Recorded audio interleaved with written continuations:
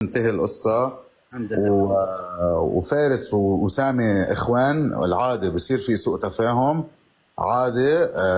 بالنهاية يعني اللي كان يقول انه ايه فارس بيتبنى افكار الناس اللي كانت عم تجرب تزرع الفتن، هي طلع بستوري صريحة وفسر للناس. انا ما أحب صراحه، مو حاب اتكلم في هذا الموضوع، بس بقول كلمه واحده وبعدها بقفل. انا بالنسبه لي يا سيف، اللي يتكلم على السعوديه لو يكون اخوي، حقك. لو يكون اخوي، شفت اخوي اللي جابته امي، انا ابتعد عنه. هذا واحد. اثنين، هذه الحرب واضحه، انا شفتها واضحه. هذا من فانز في فانز احد المشتركين، حتى انا ما اقول بعض المشتركين، لا احد تركز فيها. برميل فانز البراميل. لا لجي بس ما ادري انا منه، بس اقول لك يعني انا اتكلم بطريقتي، اتكلم كسامي زين. انا اقول لك هذا من فانز شخص معين، حلو. والمشكله انه الفانز هذا الشخص المعين، طيب انا بنفسي ما كنت ادري عن السالفه، دامك انت تدري وينك من اول؟ ليش الان؟ وينك من اول؟ نايم ولا فجاه قامت الشغف والمحبه وينك من اول؟ انت وينك؟ انا اسال، انا اوجه له السؤال هذا، اقول له انت وينك من اول ما سويت هذه المعمعه وهذه الحركه؟ وين؟ اين كنت؟ نايم ماخذ غيلوله توك تصحى، ولا علشان سامي اوجعكم شوي؟ صح ولا لا؟ عشان سامي كثير. المستهدف الاول هو انا. ترى ما دروا عن لا فارس ولا غير، المستهدف الاول هو انا. لكن دائما اقول لكم اياها،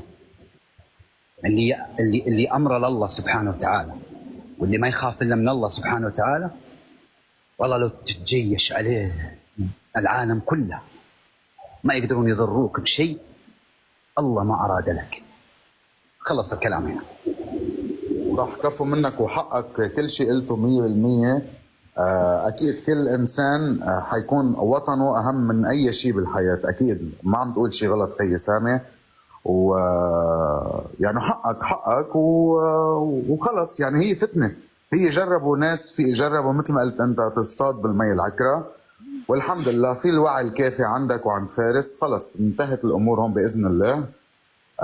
وان شاء الله يعني اقول يعني الجمهور السعودي قلبهم كبير، بسامح، قلبهم كبير بسامح. بقول لك حاجه واحده يا سيف، الجمهور السعودي اذا حبك وصلك للقمم، واذا كرهك اقسم بالله كل ما تحاول تطلع يدعس عليك.